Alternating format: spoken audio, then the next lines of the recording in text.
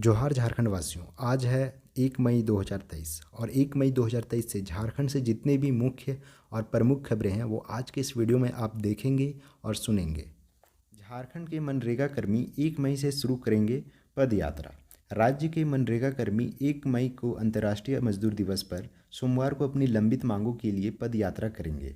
झारखंड मनरेगा कर्मचारी संघ के अध्यक्ष जॉन पीटर बागे ने कहा कि मजदूर दिवस के दिन इससे यह पद यात्रा बिरसा मुंडा की जन्मस्थली उलीहातू अड़की से राजभवन तक होगी। 3 मई को राजभवन के समक्ष मनरेगा कर्मी धरना प्रदर्शन करेंगे। उन्होंने कहा कि संघ ने पदयात्रा की रूपरेखा तैयार कर लिया है। रोड मैप और रात्रि विश्राम की जगहों को चिन्हित किया गया। उलीहातू से पदयात्रा प्रारंभ होगी। दोपहर में अड़की प्रखंड में विश्राम के बाद तमाड़ तक पदयात्रा होगी। रात्रि विश्राम तमाड़ में होगा। दूसरा दिन 2 मई को पद यात्रा बुंडू प्रखंड होते हुए रामपुर पंचायत तक चलेगी। रात्रि विश्राम रामपुर पंचायत में होगा। तीसरे दिन दुर्गा सोरेन चौक होते राजभवन तक पदयात्रा जाएगी और धरना प्रदर्शन होगा। सुदेश महतो ने कहा, राज्य सरकार ने युवाओं के साथ विश्वासघात किया है। सामाजिक न्याय मार्च के जरिए आजसू पार्टी के हजारों कार्यकर्ता रविवार को मोरहाबादी मैदान में जुटे। सामाजिक न्याय मार्च के जरिए आजसू की अपनी ताकत दिखाने की कोशिश है। रविवार दोपहर को शहर के विभिन्न सड़क पर आजसू के कार्यकर्ता हाथों में पार्टी का झंडा लेकर मोरहाबादी की ओर कूच करते हुए दिखे। इसके बाद पार्टी के अध्यक्ष सुदेश महतो के नेतृत्व में नेता और कार्यकर्ता हुरमुन मैदान के लिए सामाजिक न्याय मार्च रूप में निकले। इस दौरान कार्यकर्ता पार्टी के मांगों के समर्थन और राज्य सरकार के खिलाफ नारेबाजी करते रहे।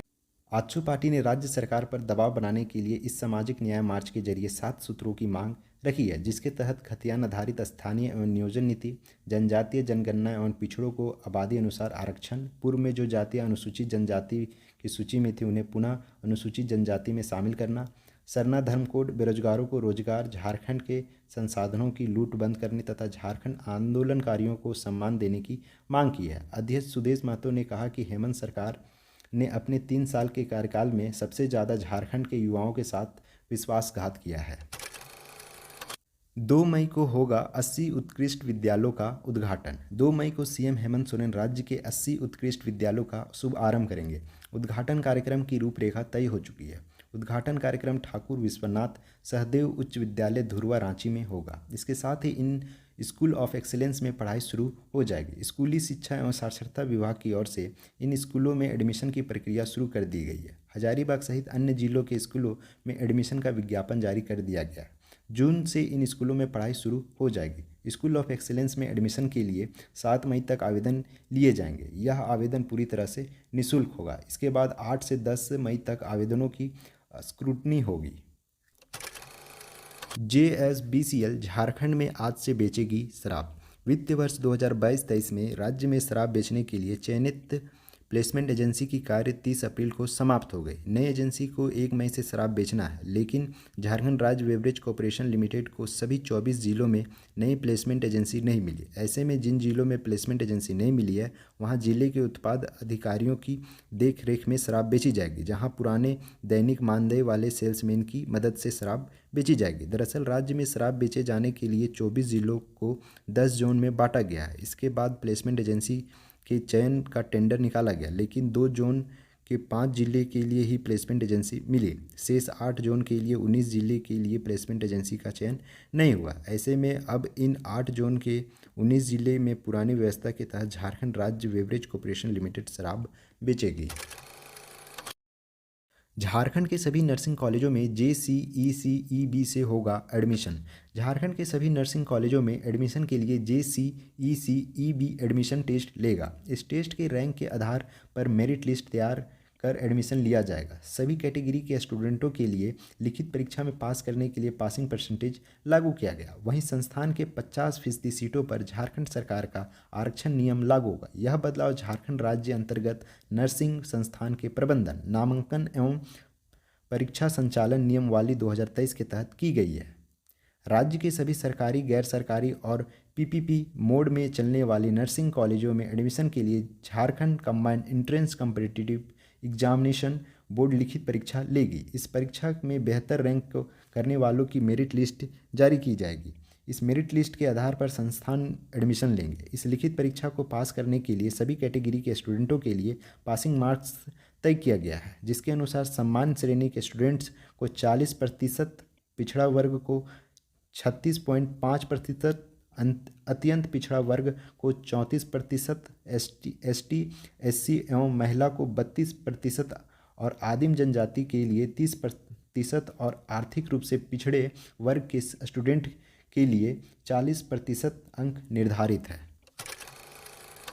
आज जमीन घोटाला मामले में ईडी करेगी पूछताछ। आर्मी जमीन घोटाला मामले में आज यानी 1 मई को रांची के सब रजिस्ट्रार वैभव मणि त्रिपाठी से पूछताछ की जाएगी। उन्हें ईडी की ओर से समन भेजा जा चुका है। समन में वैभव मणि त्रिपाठी को ईडी ने 1 मई को दिन के 11 बजे हिनू स्थित ईडी ऑफिस हाजिर होने को कहा है।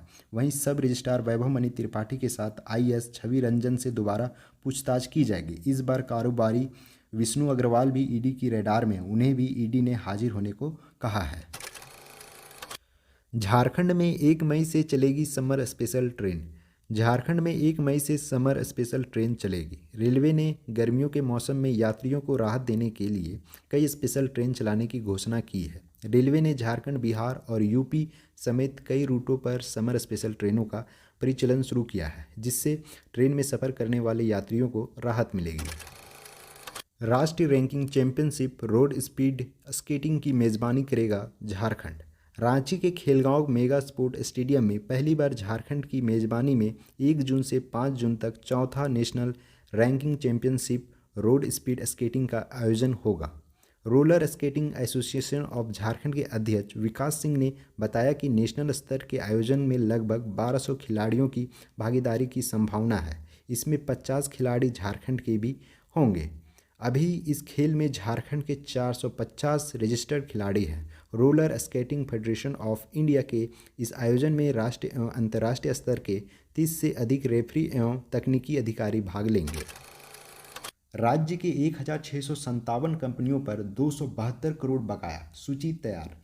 वाणिज्य कर विभाग ने राज्य के 1657 बकायादारों की सूची तैयार की है। इन पर 272 करोड़ 52 लाख रुपए बकाया है। बकायादारों की सूची में Bharat coking coal limited, Tata motors, central coalfield limited और एसीसी लिमिटेड जैसी बड़ी कंपनियां भी शामिल है। विभाग इस राशि की वसूली के लिए प्रयास कर रहा है। अधिकारियों की माने तो कई संस्थान राशि जमा कराने के निर्देश में पहल भी कर रहे हैं। बकायादारों की सूची में सिर्फ बीसीसीएल के विभिन्न एरिया के 49 मामले लंबित हैं। यहाँ लगभग 26 करोड़ रुपये बकाया है।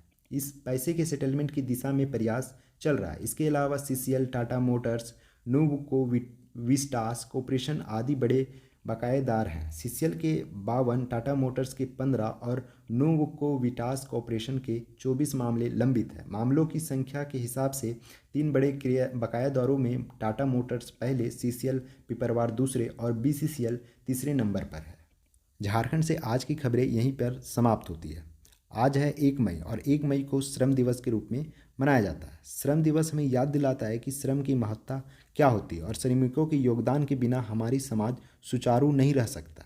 हम सभी जानते हैं कि श्रमिकों के बिना कोई भी उत्पाद नहीं बन सकता। हर क्षेत्र में श्रमिकों का बहुत बड़ा योगदान होता है। हमारे देश में भी श्रमिकों के योगदान को महत्वपूर्ण दिया जाता है, लेकिन अभी भी हमारे देश में बहुत से श्रमिक के अधिकारों से वंचित हैं और उन्हें उसके योगदान के अनुसार वेतन नहीं मिलता है। श्रम दिवस पर हम सभी को यह सोचना चाहिए कि हम अपने श्रमिक भाइयों और बहनों के योगदान के प्रति कैसे गौरव का अनुभव कर सकते हैं। हमें श्रमिकों के सम्मान करना चाहिए और उनके अधिकारों का ख्याल रखना चाहिए। जोहार, जय हिंद, जय झारखंड।